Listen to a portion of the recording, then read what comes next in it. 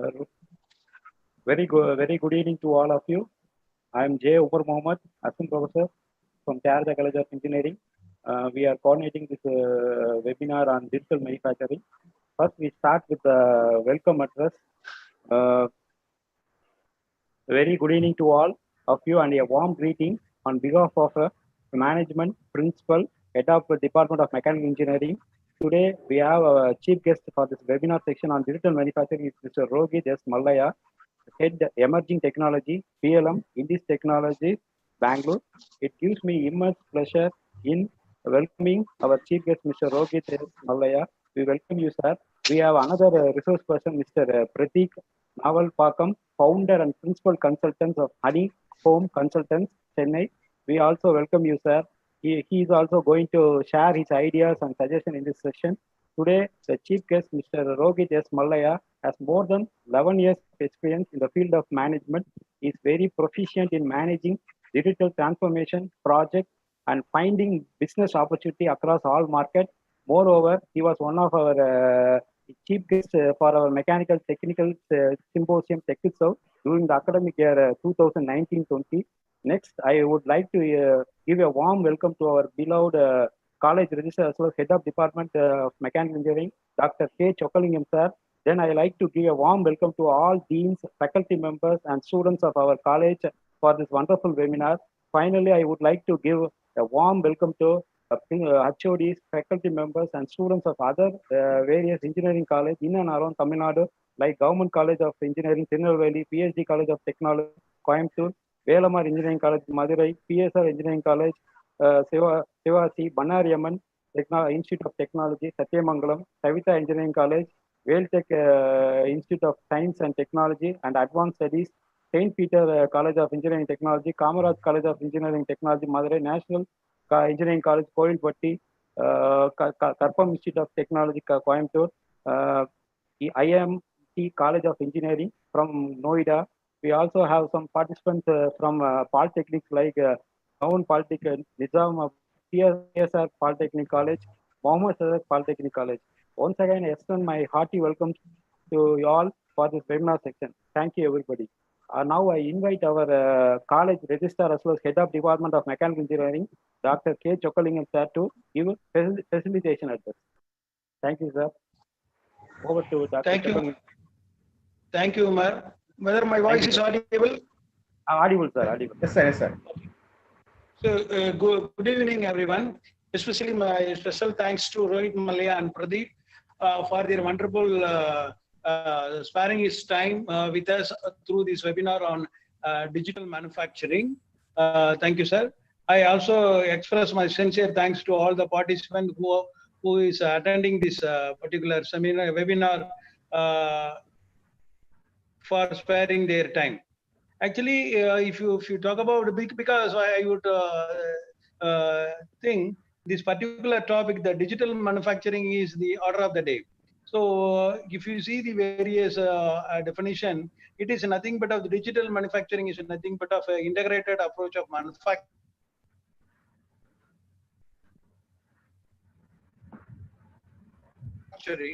That will be centered around the computer system.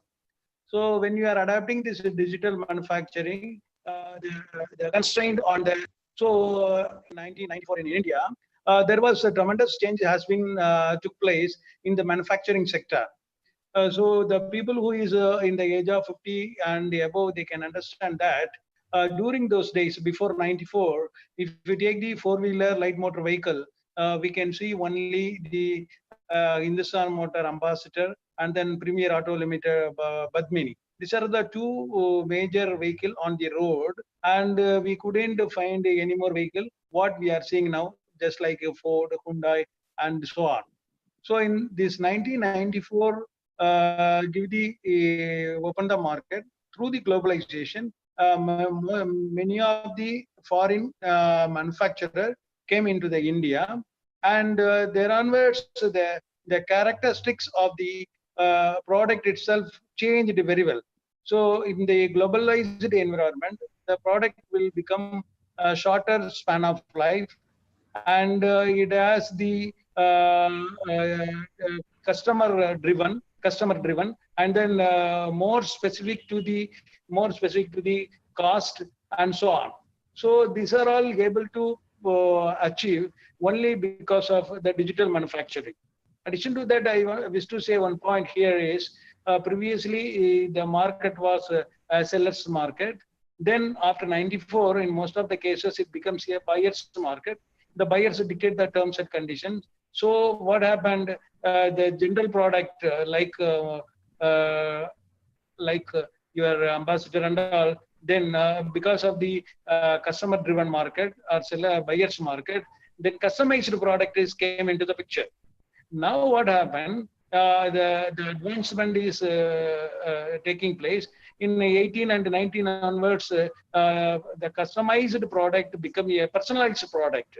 Good example is if you want to have a personalized product, the hearing aid, which is from now it is manufacturing for each and every person of the earlobe. So now the product, if you see the growth of the pattern, so previously general product, then customized product, now it become a personalized product.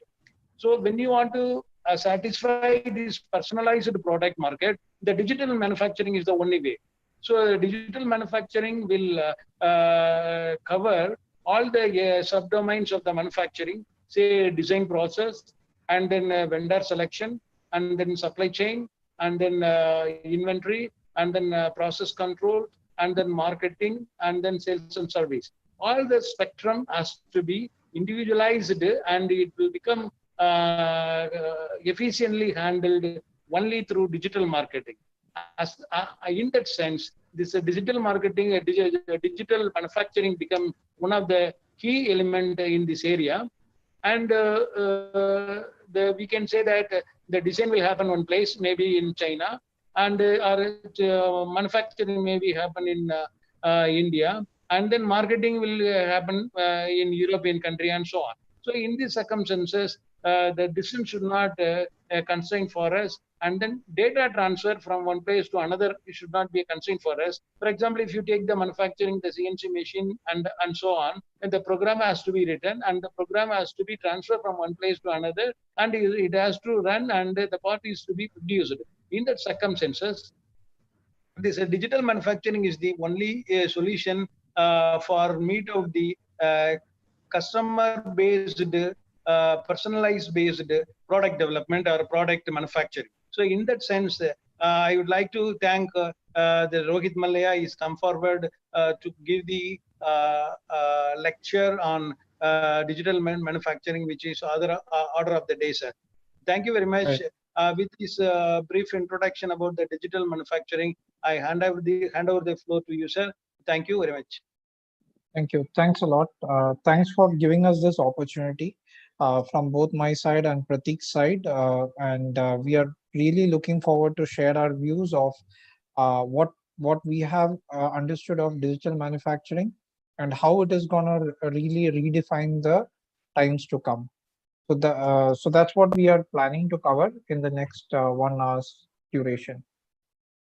Okay. So before starting the webinar, I want to introduce our chief guest, Mr. Rohit Mallaya. Our chief guest, Rohit Mallaya, computer is BE in Mechanical Engineering from Satyabama Institute of Science and Technology, Chennai, during the year 2002 to 2006. He also has completed his MTech in Industrial Engineering from PhD, the College of Technology, Coimbatore, during the year 2006 to 2008. Before joining Indus Technologies, he has been working in Renault software for more than 11 years, from the year to June 2008 to February 2020. In the Renault software, he had been in various positions like pre-sales support, industrialization, technical support, engineer, senior application specialist. Finally, he was a manager technical marketing. Currently, he is working as a head emerging technologies in PLM, Indus Technology Private Limited, and is responsible for his company operation in and India. Some more important highlight of our speaker is that he is more expertise in domain of engineering and manufacturing solution, automotive, OEM, railways, defense, space research, auto supplier, industrial machineries, line builders, food and beverage. He also has worked in areas like layout design, discrete event simulation, robotic simulation, and ergonomics. These engagement help his customer to identify the possible opportunity for productive improvement and get a starter on the way of Industrial 4.0. With all this, I heartily invite Mr. Rohit Malaya to deliver his presentation to the participants. Thank you, sir. Thank you. Thank you. Over Thanks to for that. Welcome. So I thank hope my screen is visible to all. Yes, sir. Yes, sir. yes, sir. Perfect. So as we heard that we are looking at digital manufacturing as a technology which will help us to get things done faster, maybe in a global perspective, maybe to customize our products. So it essentially is going to help you accelerate your manufacturing. And that's what Prateek and myself is going to take you through in the next 1 hour's time. So what has changed over the years? Time has started going very fast, and the number of people. I think this video was captured in the pre-COVID times. Okay, that's why we are seeing so many people on the floor. But otherwise, I think we would today, if we go into the streets, we wouldn't be seeing so many vehicles or people. But anyway, this is what was thought about as the future, and but it's getting redefined to a new normal, which is something that is more interesting and looking to be better as I see. So, what has happened? There is devices everywhere, and there is a lot of data that is getting captured from these devices. So, what Ray Kurzweil says is that we won't experience 100 years of progress in 21st century. It will be more like 20,000 years of progress at today's rate. Why is that? There are so many devices which are connected, and there is much more today. If you look at everything, like you take an example of a house, there are smart devices in the houses, like lights are smart. There is Alexa, which is your voice enabled assistants which are there. Your cars are getting smarter. So all your products, be it in your personal life or in your industrial world, is uh, getting connected. And when they get connected, it is going to become more uh, challenging.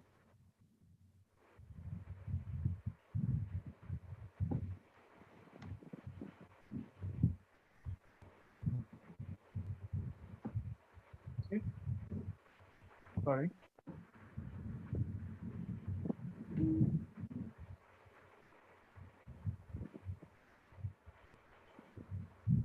So we are witnessing what we are witnessing is a battle for future for many of our businesses, and this stays relevant because what was working well is not working anymore. We don't see ambassadors on the road. We don't see Nokia phones as frequently as what it was many years back. So that's again getting changed. And now, when this data is getting generated, how do we make sense out of this data? That means there's going to be a lot more of changes in the way that we make these products and use these products. So, what is going to happen? We are going to start looking at additive manufacturing, we are going to start looking at generative design, IoT, artificial intelligence, and analytics. So which essentially means that our products are going to get more and more complex, and that is where it is becoming more important for us to have different kinds of platform which will help us take these decisions. Now, before we get to understand what is digital manufacturing and why is it important to us, let's start looking at the product life cycle, which we are all comfortable. So there has to be a product design, there has to be a production planning, and finally, there has to be the production execution or the operations phase. Now, this is something that we are all familiar and we have been hearing through our engineering days and in the all the classes. Now, what is going to change? Why is this very important? So, when we look at it today, what we covered with digital manufacturing is going to be of the production planning and engineering. And tomorrow, what Pratik is going to predominantly cover is going to be more about how virtual and digital tools are going to cover in the space of product design as well, and right from there to the end of the journey, including the later phases. So when we start conceptualizing a product, we use a CAD platform to create a 3D model of this product. Okay, and then we design it for, we check for the manufacturability of it, we check it from the quality perspective, and finally we pass it on to the manufacturing phase. Again, here there are different steps that is involved. One is, how are you going to manufacture this product with respect to the processes? What kind of processes is the product going to evolve from? That is, from the raw material to the finished good. How is it going to transform? What are going to be the activities that is going to get involved in it? And what is the outcome of each of it? Now, when we look at process planning, typically we use Excel files or we use snapshots using PPTs, which help us to define what is the manufacturing process. Now, post that, what happens is that there is a mock-up that happens, which is again based on the kind of expertise that is available with the engineers in the team. That based on that, we define what is going to be the layout, and we develop 2D layouts of how the plant is going to look like, how the assembly line, machining line, the quality lines, and the packaging lines are going to look. Now, post that, we also start looking at what are going to be the problems, and then start executing the production. This is the typical uh, process that is being followed. But with digitalization coming into play, what is going to change is all of this is going to happen. There's no other way around for it. But we are going to make use of softwares, like how we make use of CAD softwares like your Solid Edge or SolidWorks or your CATIA or NX. For doing the design, we will start making use of some softwares. Let us keep that part of what is the name of these softwares for a later part, but essentially that is what is going to happen. And with the help of this, we are going to start looking at designing the products. Now, when this happens, what is going to change? We can look at mass customization.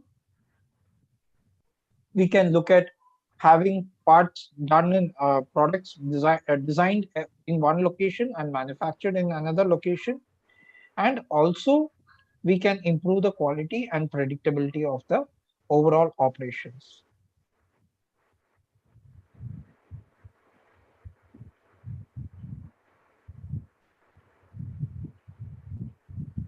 So let's take a bit more of a deep dive into what kind of activities get involved.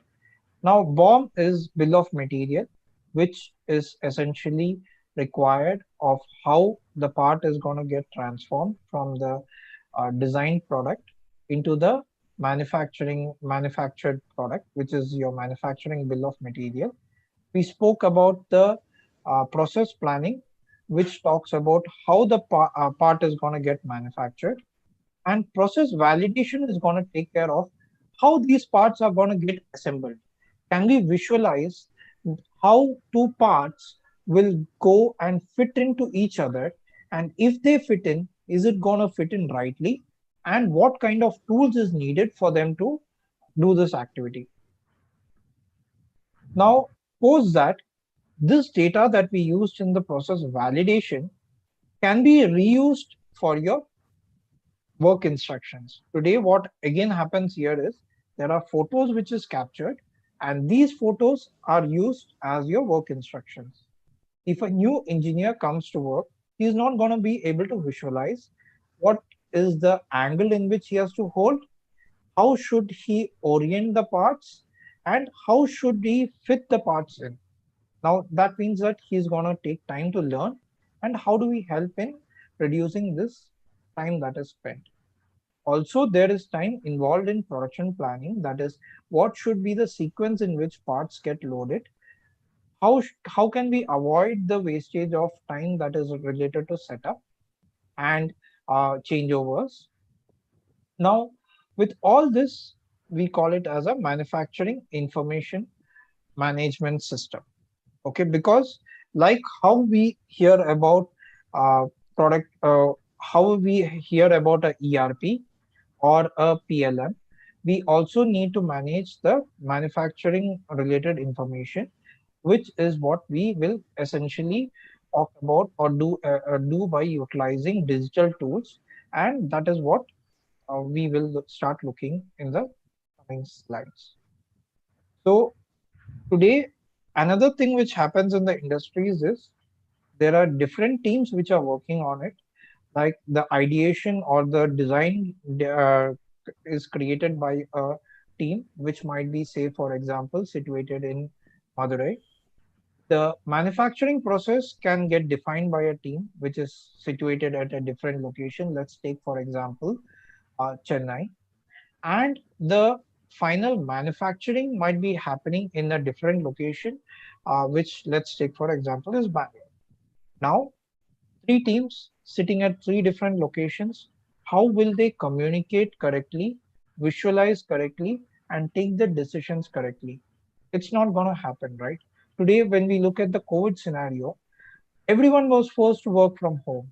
Okay, we couldn't sit in a room and have a discussion about how are we going to, what can be the problems, where the problems are going to arise, whether the fitment is going to be right, whether the manufacturing process, what is being selected is correct, what how is this going to happen? This is not going to happen anymore, and this is the new normal. That is, a lot of discussions are going to happen using web tools like Zoom or Teams or anything else, and decisions need to be taken. Can you imagine taking these decisions using a 2D? No, right? So that is where digital manufacturing is going to play more and more uh, importance about helping companies survive the current stages and become profitable and sustain. So these three need to start talking to each other, need to interact with each other in a way that is efficient.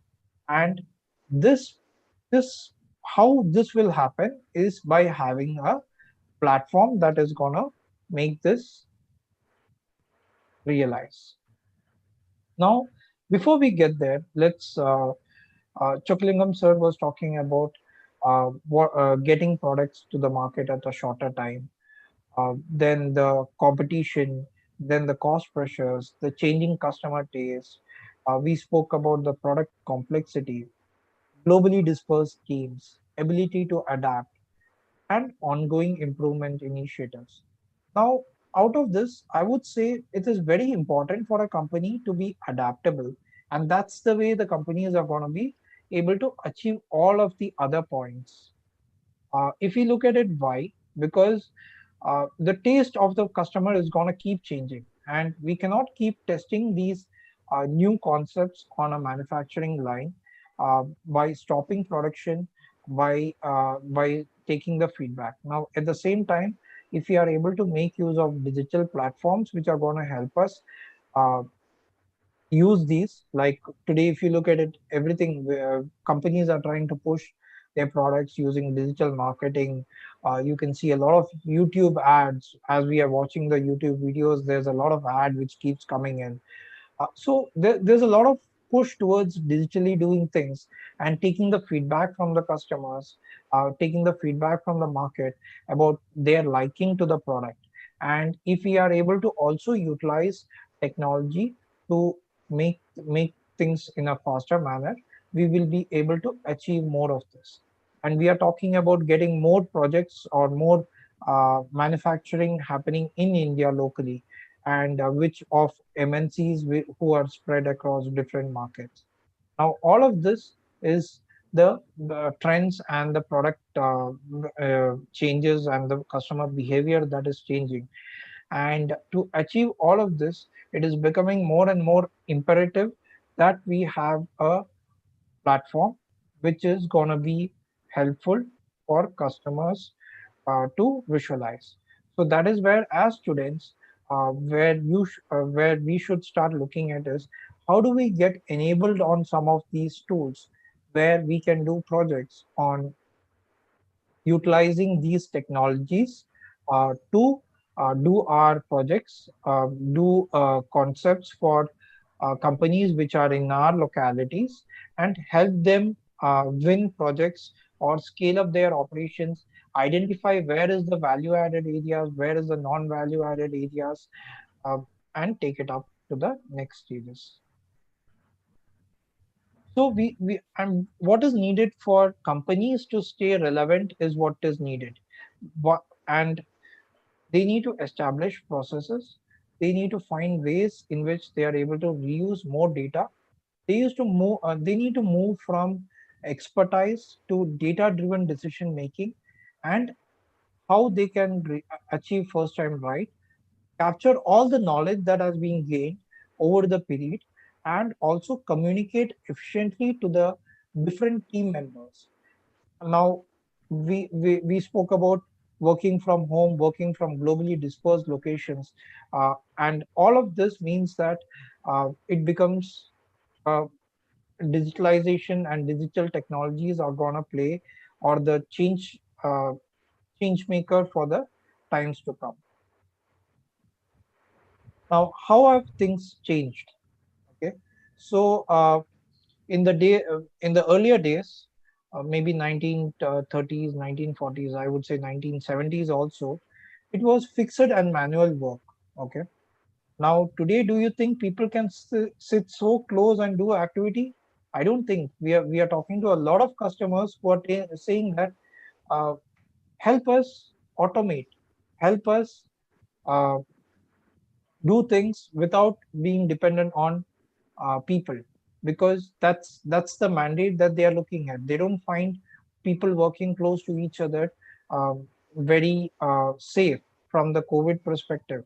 And COVID, if you look at it, it is going to stay, and once it becomes a habit and customer starts realizing what is the benefits of using these technologies, they are going to look at more of automation. And when automation comes into picture, they need tools which will help them to validate these automation concepts. And that is where in the engineering students need to start looking at ways in which they are skilling themselves to uh, be able to support to the needs of the industry. Like we are talking about fixed automation.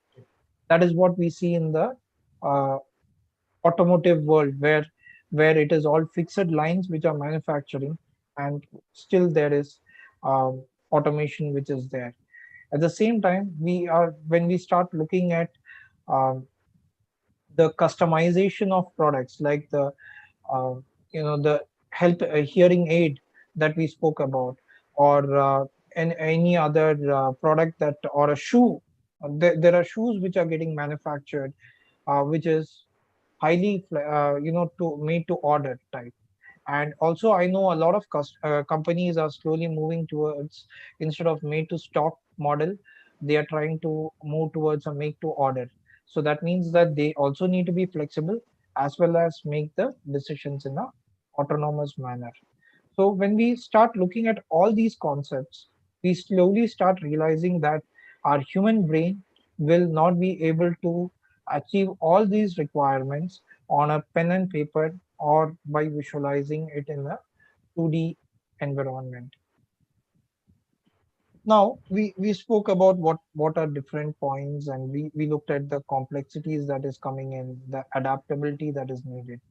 Now I'm sure a lot of you would have started having views about what is digital manufacturing. Okay. Now with this in mind, let's take a look at what are the what do you think is digital manufacturing? So to me, it is a virtual model of your manufacturing facility, not just limited to your what is happening in your production plant, but it can be right from your uh, raw material to the end of the uh, last part of it. Okay. So now when we look at that part of it, it's a virtual logical model to analyze a manufacturing system. So why is it needed? It is needed to do a virtual validation. What are we validating? We are visualizing the human, robot, and the material handling systems. And why is it needed? Because we need to take decisions. I think few of the candidates have raised hand. Maybe if you can just type in your questions, that would be helpful. And we will try answering it as we move forward, if that's going to be good. So we need to perform these changes in a without disturbing the existing and with the minimal time. Let's look at few of the definitions which is from the uh, digital manufacturing perspective. Uh, so digital manufacturing, as per Siemens, is a use of an integrated computer-based system comprised of simulation, 3D visualization, analytics, and collaboration tools to create product and manufacturing process definitions simultaneously. Wikipedia defines it as digital manufacturing can be defined as an integrated approach to manufacturing that is centered around computer system. And finally, when we look at Cambridge University is talking about application of digital information from multiple sources, format owners for enhancement of manufacturing processes, supply chain, and product. All of them are relevant and are right.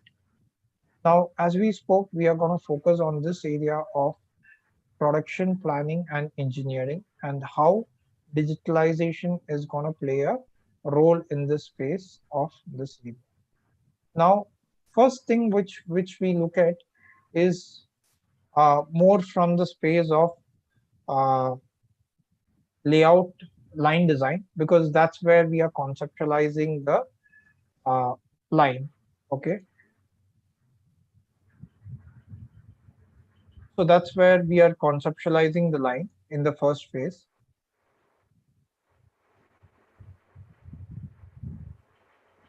So where we start off is in the layouting part of it.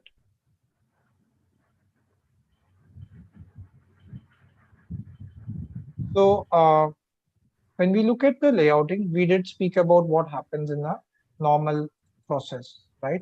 So what happens is there is a 2D layout. The 2D layout gives us the visualization and we take decisions. But what is the limitation of a 2D layout? The limitation of a 2D layout is we do not know in the 3D space what can be the collisions which happen, and also we are not able to visualize the possible collisions. So let's take, for example, this particular robot. Let me just use the annotation that will help me to. um so if you look at this in the 3D space, we will not know where what is the Z direction for the uh, arms of this robot, and we might get a feeling that it might collide with the conveyor that is on the assembly station that is here. But that is what the 3D helps us to visualize. 3D helps us to visualize that what what is the correct way, and where can there be a collision, and how these collisions can be avoided, especially with terms of pipings, uh, electrical systems, or any other kind of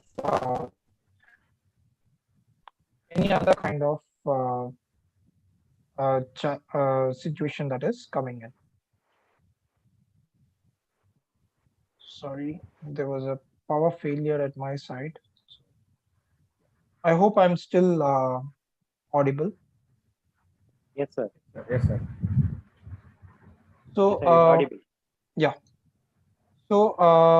so essentially that is what helps us. So we are able to quickly pick up the parts from a library, place these parts, and visualize how the layout is going to look like, so that we don't have to spend a lot of time in the initial concepts and still achieve what is something that is workable uh, from the concept stage.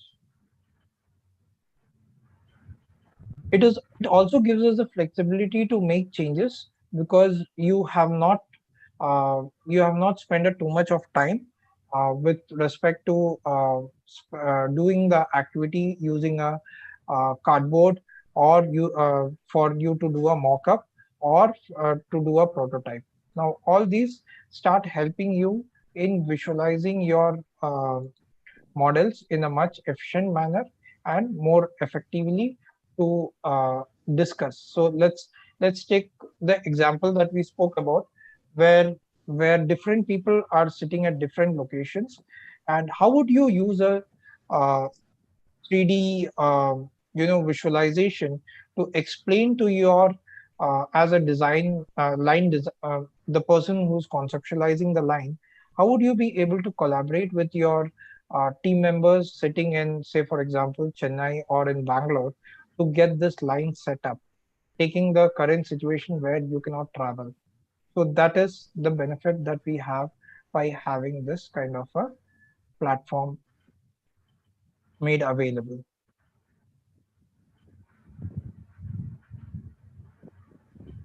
Okay, so it really makes the life of team members much easier, and it has tools and capabilities which will allow you to reuse the parts. Say for example, you have an existing line that is available uh, in one location. It is very easy for you to reuse the data and visualize it from this perspective. Now we saw that, okay, fine, we have the data that is coming. Okay, that is good, but so what? Okay, it's just static data. Okay, now static data is always not so interesting. But when we look at a manufacturing facility, we spoke about how human interacts with machines and how material handling systems and robots start playing a role. Now just imagine this line or this facility where there is a whole set of machines which are available, and you need to plan for the how the kits need to be made available at the different machines, at what time, how many people is needed for it, how many material handling equipments are needed for it. Do you think it is going to be easy for you to visualize that? I'm sure it is going to be really hard for many of us who are very early in our career to visualize all of this.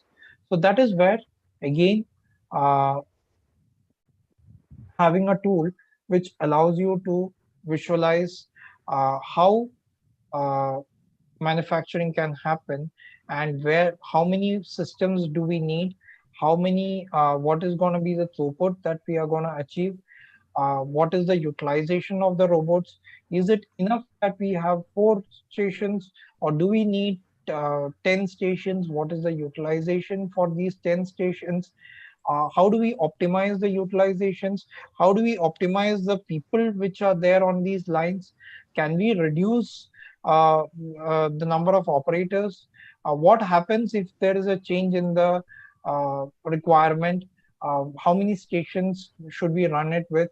So all of this is something that we start looking at. Also look at it, we are able to know without having the line set up, we know what is the power that is needed, which stations are consuming the maximum powers. Is there a way that we can create a strategy by which we run the power intensive machines during the times where the power rates are the low, and how is it going to give us a cost benefit for it, and are we able to still run the line at the best capacities and capabilities. Now this is again another scenario which becomes interesting for companies to start looking at. Now we saw it more from the well, it's interesting to look at it from the overall perspective, but now let's look at it in a bit more detail. Okay, now we estimated that okay, we need 10 stations. But can we actually achieve the cycle time for these 10 stations? Okay, what is the work content of these 10 stations? How many operators do we need in these 10 stations? Okay, and how is the work going to be shared between these 10 operators? And also, what is of another interest would be that are they performing it in the right posture? And if the posture is right, are they, is because they are carrying a heavy weight, are they prone to a accident? Now that's again something that is possible to be visualized by using a digital manufacturing tool, which will help customers really visualize, or the the decision makers can take decisions on what kind of changes is needed to be done.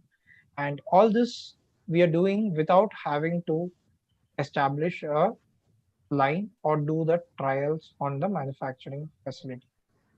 Okay, now this way the engineers are able to conceptualize, try out multiple works less time, and optimize the production in the right manner. Now, if you give the same video to your the assembler, he will be able to do the activity in a much better manner rather than using a 2D based approach, correct? And also we are getting all the data which is important for us to discuss and make sure that the operator is performing it in the right manner using all the standard analysis. And if you want to write your own algorithms for the analysis, that is also possible. It also makes sure that you are capturing all the red flags, like where are the problematic areas, and make sure that you're taking the right placement of tools. So here we are seeing this cone, which is nothing but your vision cone and your reachability cone. Now using this, we are able to define where the parts and how these parts needs to be placed in the space. So this is how digital manufacturing is going to make more prominence in the times to come for the operators to be sure that they are doing it right. Another thing which can also happen is you have designed a line for a uh, female operator, and you want to validate whether a male operator can also perform on it. Or you have designed the line for Europe, and now you are trying to bring that line to India. Now can you use the line in India without making any changes, or what are the changes that is needed can be validated with respect to all the areas of vision, view, and the related spaces.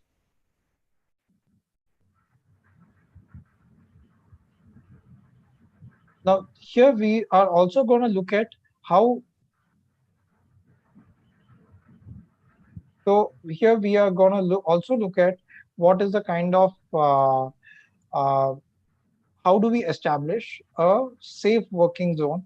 If you look at it, we are seeing three operators who are standing close by, and I'm sure today no manufacturer will want to run their lines like this, because it's surely a no where they need to maintain at least 1 meter space between them. And how are they going to look at it is what we will see here, that with the help of the vision uh, cones. So here we are able to see that all the three are going to collide with each other at some particular time or the other. And if they are going to collide with each other, it is not a safe activity that we are performing. Now we can try out different what ifs to make sure that these operators are, what are the points at which they collide within the zones, and also try to make sure that we are able to avoid these collisions and make the decisions in the without having to really play around with the manufacturing facility. And even before your manufacturing facility is starting, you can start evaluating these concepts. And once your concepts are evaluated, so here you can see that, okay, they are put in shields so that these people are not coming into uh, contact with each other, and still they are able to perform the activities. Now, all these can be conceptualized and also discussed with the people, and based on that, we will be able to take uh, decisions and make the changes uh, in the uh, in the manufacturing facilities, which will help them to avoid the compliance issues or any other challenges that they are looking to with respect to any collisions or anything else as well. Now we saw how we are impacting the operators. We saw how we are analyzing a line in whole. Now there is also another thing which is important, which is the robots. Okay, so let's look at the robot part. So when we look at the robot, we also need to validate how the robot reachability is going to get achieved. Okay, and so what kind of challenges can be expected? Uh, Whether the path is the most optimum. Two robots can have zones which are marked where they should not come into the same zone at any given point of time. So now all of this can also be visualized and validated using digital tools. There looks to be some issue with the video, so I'll get that. For some reason it's not playing in the mode. I'll just play that after this. Now also we can look at using 3D virtual reality, so wherein we are able to immerse ourselves in a virtual environment to actually have a look and feel of the plant. Okay, navigate around it, uh, view how the robots are going to function, mm, move them around, stand on the robot, sit on the part, and make decisions with respect to the areas.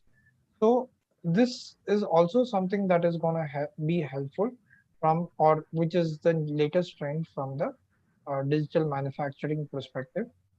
And this helps us to collaborate in a more realistic manner. And I think these tools would start getting more and more used in the days to come from the because of the challenges with respect to uh, what do we call as the uh, problems or the other areas, because of restrictions on travel, because of non-availability of people, the experts being in different geographical locations. So all of this can be avoided, and also we can generate the offline programs right from the tool and then download it on the robot and even validate the robot for the perspective. So now what do we achieve by looking at these tools?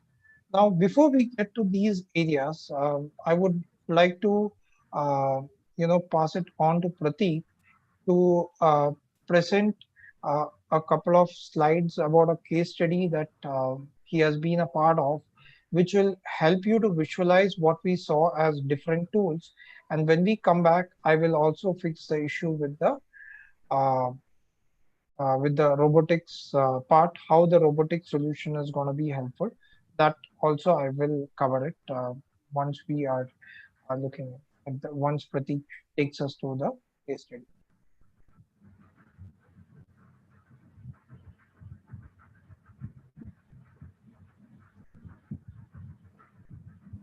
So Pratik, you can share Yeah, the screen. yeah. I think you'll probably have to allow me to share. Okay, just give me a minute.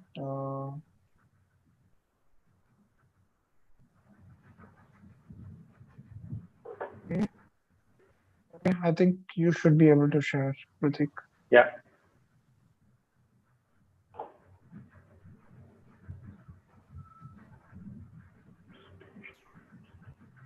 Okay, so good evening to all, and thanks for listening in. Again, I will jump directly to the topic, and I'll be speaking to, I think, some of you and other people tomorrow on the subject of virtual manufacturing. So being in the industry, I've had the privilege to use and also allow my people to use a lot of these uh, tools which Rohit was talking about in order to drive the right decisions for the businesses that I've been part of earlier. And also in some cases say that, yeah, it doesn't make sense to use this tool because the problem was either too simple or in some cases too complex where we had very little time to actually go in and do these detailed type of work. So, that's the difference between ideal situation versus reality that happens on the shop floor. So getting to what I'd like to share today is one case study, which was a very complex project, almost covering many of the topics that Rohit had addressed before. And that's why I think it will be very relevant for the students to listen into this case study. We also saw a lot of questions that were shared earlier, which we will address later on. But then this will help with addressing some of those questions as well. So just a second, let me clear the screen where somebody is trying to annotate. Okay.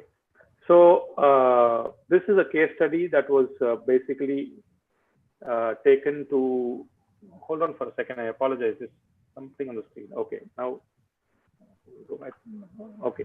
So this was a case study, which was basically a project decided by one of my earlier employers to relocate a huge component from Mexico to India. And the decision was mainly in order to save on the logistics cost. The component itself being voluminous, we were at that point importing a lot of these products which were shipping air, right? Because it's a voluminous product.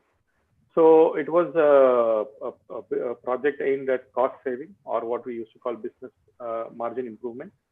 And there were a lot of expectations because the end product where this particular product or sub-product was imported and integrated into the end product, the market for the end product was a very tough customer, the European market. And it had to deal with operator comfort. Okay. So the person using the end product, as we call the operator there, in Europe and US, comfort to the vehicle driver is very important. So that was more important from the legal perspective also. And this product had a historic benchmark, meaning this was already being supplied for several years from the current location. So there was a lot of customer expectation already in place as a benchmark that had to be met. The other complexity was it had about over 1,250 components that were being sourced from various places across the globe, covering over 400 vendors. In fact, if I remember, it was about 550 vendors or suppliers.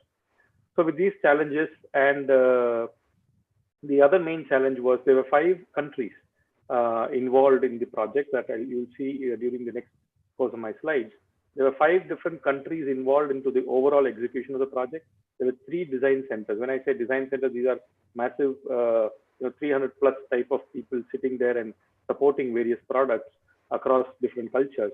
And there were 3 manufacturing centers, one which was making the product, one which was making a sister product, and the third where we were going to make this product, which is India. So this was the level of complexity. And next few slides, I'll explain to you of how we went about it and how we achieved the results. But I don't have a lot of graphics like were shown before in Rohit's slide, but most of the technologies were used, most of the tools were used, which helped us deliver the results.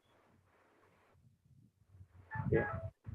So the product history, like I said, the original design control about 40 years ago resided in Germany and then was transferred to US. And I don't know, somebody's kind of writing on the screen. So I'll have to go back and remove the annotations. Okay. So, and it was moved to the US, and the manufacturing original location several years ago was in Germany.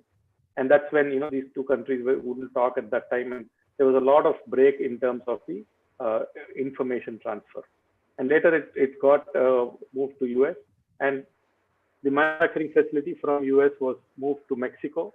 And it was being 15 years, it was for 10, 12 years, it was made in Mexico and supplied to the other factories worldwide. So this was the history of the project to give you an idea of the complexity. So over the years, as these products were made in Mexico and China, there were a lot of design changes that evolved, and the design control was taken locally, and that was not fed back to the master design center. So this was the status of the project when we took over this project. And as a result of this, what we inherited was an incomplete bill of material, inaccurate bill of material. So we were talking about 1,250 components and its child parts. So it was about 4,000 individual bill of material elements. And we had only a 30% accuracy. Then you could imagine the level of inaccuracy there. And the costing was inaccurate. When your BOM is inaccurate, 400, 550 suppliers there, the costing data was inaccurate. And then the process details were incomplete because each facility was making it their own way. And with the BOM not being relevant, it was very hard to visualize and take control of the process because we were transferring the manufacturing from one location to another. So it was important for us to transfer the know-hows of how the product is assembled. And also with the test specification, there were a lot of specifications which were not there. And hence, it was decided that we will not be able to manufacture this product. However, given that it was a significant cost saving for the business, we had to take this up and move on. So the way that this was achieved was we started ground up. Obviously, we had like 55 different bill of material versions, after which we evolved the final engineering BOM, as they call it. And we continued to buy that product from the source factory. So that gave us the opportunity to physically validate the BOM as we got better understanding of the elements of the bill of material.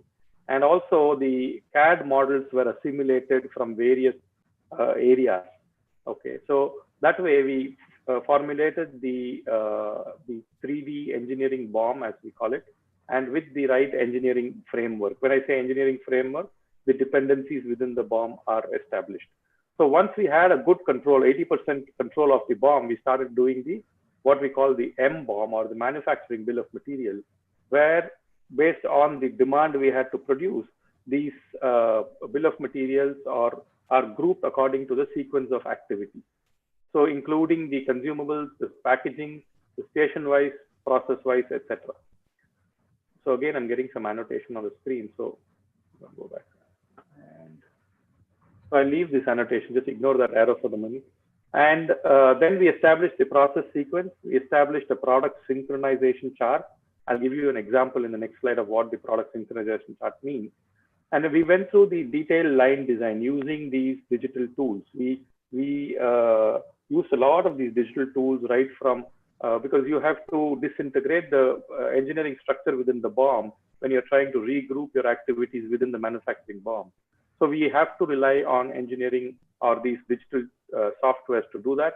And once we had the station-wise elements designed, like Rohit was showing in some examples, we actually physically did that. We had a challenge that there was no space in the current factory where we wanted to integrate this product line.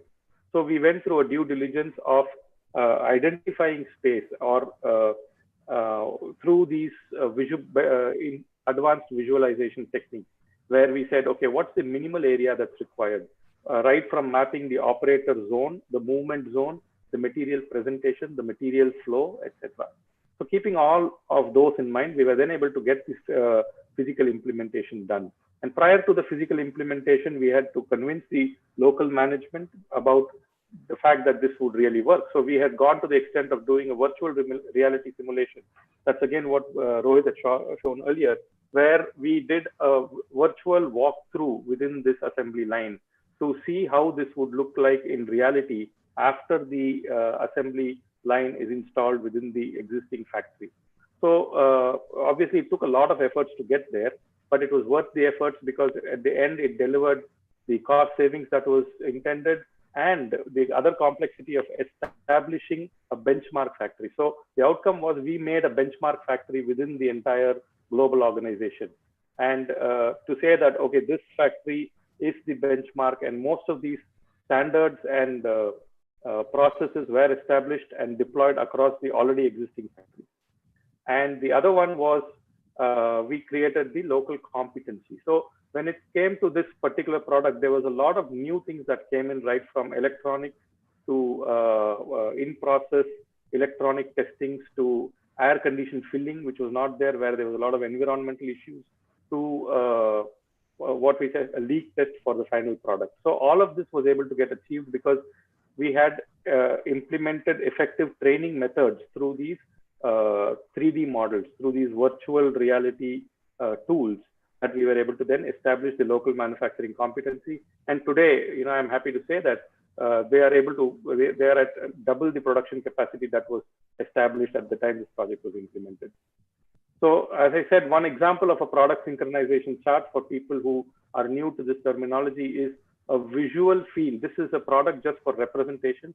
This was not the product that I talked about earlier, but this is how an engineer today conceives how a product will go together in the assembly, right? You can see earlier we used to draw this on pen and paper just with lines and arrows pointing there, but with the aid of visual technology, digital tools that are there today, the manufacturing engineer sitting virtually is able to visualize the line and convince the stakeholders and discuss with the stakeholders on deriving the optimal solution before implementation. So that saves a lot of time in the overall product development cycle.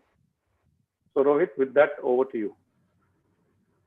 Yeah, thanks, Pratik. I'm sure that was very insightful for all of us to see how, in reality, these solutions are being put into use. Because I think that was one of the questions few of them wanted to understand about how these solutions would help them, and what are the areas in which it can be utilized. So now I have been able to fix the issue with respect to uh, the robotics video. So let's just take a quick look at it. I know I don't want to hold you guys back. I know it has been a tiring day, and it's already 7:30 in the evening, and I'm sure you have had a lot of information. But see, what essentially we are looking at is we are able to validate where is the reachability of the robots, how these wells, whether all the well spots have been allocated correctly, and what type of well guns are being used, where is it going to have a collision, and all these reports are available for us to validate in the times to come. Similarly, you are able to generate these as reports and also take decisions based on these uh, reports. Okay, so essentially, what Pratik spoke about, how we are able to digitally validate all these concepts, how we are able to visualize it and take decisions and communicate, will help companies to accelerate their launch times, increase their profitabilities, and extend the time for which the products are in existence, reuse the best practices, and reduce their build costs. So this is the way in which companies start seeing the benefit by having a platform which is for digital manufacturing and digitalization to look at. So what did we get by having all these is that we are able to ensure the accuracy, reduce the inventory cost, improve quality and speed of NPIs, eliminate costly late design changes.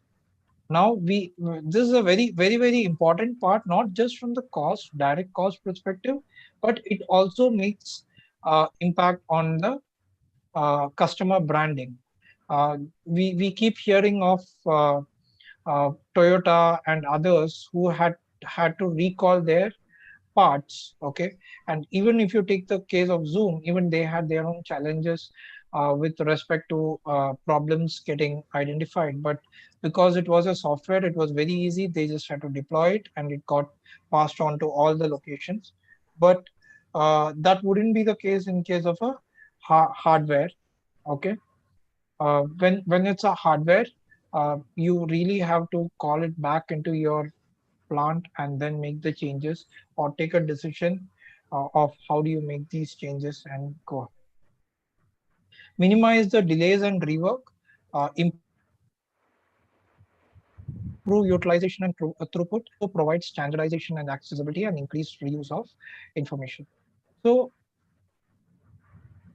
so this is the way companies would start looking at it, and to achieve something called as a digital twin, which is a replica of your manufacturing facility, and that can be achieved by utilizing the digital manufacturing tools, which help them to plan and validate the processes, validate the process, define, validate, and do the change management. They are able to optimize the production scheduling and the work instructions, which is helping them to be better in manufacturing, and finally organize the data for the reuse. Now, so let's take the questions now before we close the session. Okay, so maybe Pratik, you want to take those few questions which had been shared over the mail?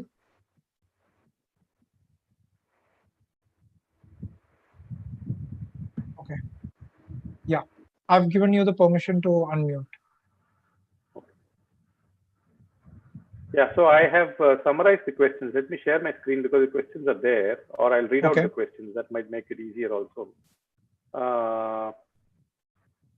So the first question that we had was about the future scope of digital manufacturing.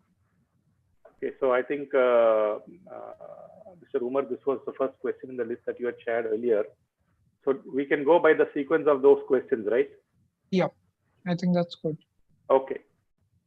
So what is the future and scope of digital manufacturing? Obviously, we have covered a lot of things today during the session that might given you a good perspective to this question.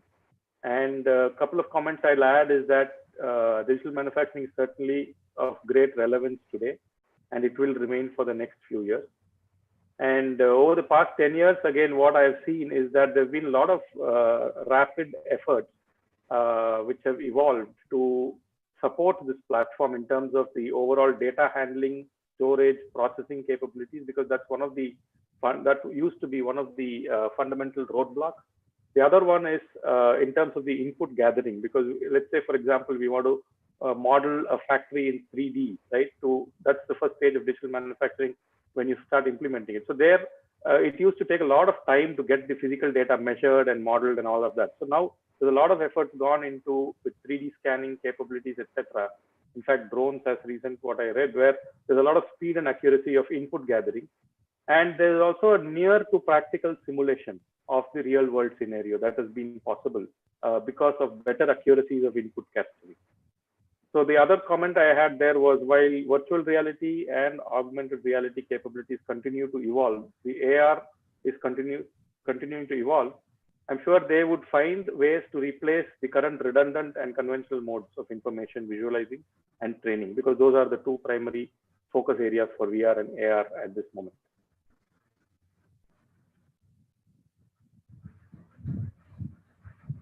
Okay. The second question we had was career skills to be learned on digital manufacturing. Rohit, I would leave the answer to you. Yeah. So, so when you look at digital manufacturing today, I don't think there are too many colleges which are really teaching what is digital manufacturing. And that's where, as an initiative, what we are trying to create is some amount of training, which is a mix of both domain expertise and hands-on on softwares. If you look at the leaders, there are different products for digital manufacturing. You have Siemens, who is a market leader in this space. You have solutions from other companies like Dassault has visual components, and many others. Okay. Now that is where we are trying to put together a course which is going to be helpful for the students to see where you can take up and how do you get onto this digital manufacturing as a uh, perspective. And also very recently, I noticed that Coursera also has a course on digital manufacturing, which is available. Yeah, and just one more word of advice for all the students who are listening in. I always believe that one of the fundamental skills for any engineer is the basic engineering skill sets. Okay, so while it's very easy to get carried away with the digital trend, I would strongly encourage all of you to focus on the basic engineering skill sets. I think Rohit would agree that's something that has got us to Yeah. where we are today in our careers.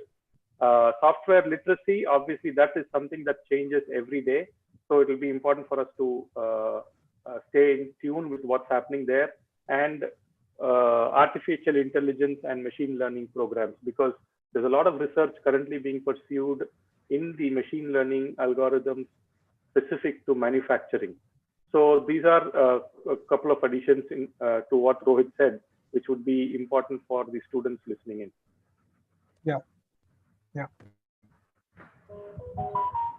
The next question was, what are the softwares used in digital manufacturing? I think, Rohit, you have already answered that. Anything else you would like to add there? No, I think yes, there are lots, and it's based on the kind of problem, complexity of the problem, the tool changes. But it's as understanding the basics is important, and tool is something that I always can be picked up, because once you know how to apply it, it's very easy to learn a software. Today we are all learning new things within no time, and products are becoming more and more user friendly and intuitive. So I think that's learning a software is not a challenge, but get your basics correct. So the next question was career opportunity in digital manufacturing. So I've obviously listed down some things that I could say, but I would again ask Rohit to address this question. Sure. So when you, as we have given you examples about how companies are getting into disintegrated way of operations, and that's where digital manufacturing will play a role. I think more and more companies are becoming more open towards digitalization, though all this while it was a criteria for them, or it was on their wish list. Now they are moving it from their wish list to the to-do list, and that means that students who are skilled on these areas would start getting, companies would like to look at them, because then their cost on training reduces. And be it on automotive, it is totally, automotive is a very heavy user of digital manufacturing today. uh, Aerospace, yes. Heavy engineering is a heavy user of digital manufacturing tools, but this has been more or less uh, just limited to the OEMs. But I would say that today, with this situation that we are going through, we would see more and more companies utilizing these platforms. Okay. So this is a very interesting question that is very relevant with a lot of, in fact, our Prime Minister now driving for self-sustenance. There's going to be a lot of focus on the MSMEs. Is it affordable to implement digital manufacturing concept in MSME companies in India? So I know Rohit has been involved in sale of these softwares even throughout his career. So I will mention a couple of my points before I will have him take over this question. I think the answer would depend on what industry and what type of problems are being addressed. So because these digital manufacturing, while it is best to use it for defining manufacturing solutions, it can also be a very vital and viable tool to address burning problems. Okay. So, and small companies, especially when they get hit with some problems, it might be very detrimental to their business. So, it depends on what type of problem is being addressed. For example, I'll give you an example where, let's say, there is a small company dealing with some manufacturing of fabrications, critical structural fabrications. And for whatever reason, they come in and then they have a series of warranty claims on them because of structural failures in the field. Because of their, if they are supplying to an OEM, they are bound to take on the warranty cost, which will have an impact on the business detrimentally. So here, they could opt to use digital tools to understand. Let's say if the problem was with the raw material, where they've used a different grade of steel, which is going to be weaker than what it is. So there are tools that can be used from the automation perspective, which would allow for mistake proofing the type of problem. if the welding is an issue, for example, you could now, with today's capability, you could do detailed finite element analysis to the level of modeling the welds, which will actually show you where the root cause of the problem is. So these are, I mean, I'm just telling you some extreme cases where digital tools can be applied, because a lot of times companies battle this. Is it an expensive solution for me? How much is it going to cost me? These licenses are expensive. And today what has happened is even the market has evolved where there are services offered through these software providers. Rather than sell the software, they take up solutions, they provide services to offer solutions. So that's my couple of points onto this question. Rohit, please feel free to add on. Yeah, so as you told, digital manufacturing, it's about the problem that you're trying to solve. So the size, what is the impact of it? And this maybe it can be looked upon as a consultancy engagement with a smaller company, while the larger companies might have in-house teams for it. But yes, I have been engaged on smaller projects where it is to solve a specific problem, which is more through a consultancy mode. Today, these softwares are also available as lease licenses, which means that companies can start affording it. But of course, the skill set is needed. And that's where if the teams are getting, the students get trained on these, then it becomes more and more easy for them to take up these areas. So practical application of digital manufacturing in MSMEs, SMEs actually. So I said if it's going to be a very small SME involved with, let's say, machining of components, they have 3 machining centers, but they've been on for a long time, they could actually start looking at creating the 3D library of the components they have done that will help them market themselves better.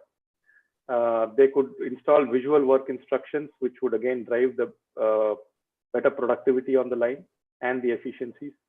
They could do visual inspection methods with 3D displays, which would again improve the quality of the product and would attract a wider customer base. They could look at enhancing their capacity to going to demand-based planning and simulating various situations. They could also use digital solutions to have an overall operations management, where day to day, how do they flex their workforce based if they have a change, varying order every day. These digital tools can be used to also define the operator assignment to the areas. So, I think there are a lot more questions. I think. Yeah. So I'm just coming. Can we discuss that tomorrow? Yeah. Yeah, sure. So if time is running out, then we can also take up these questions tomorrow as well. Or what we can do is we would be more than happy to try putting in our views on these questions. And just before we close off, Pratik, I'll just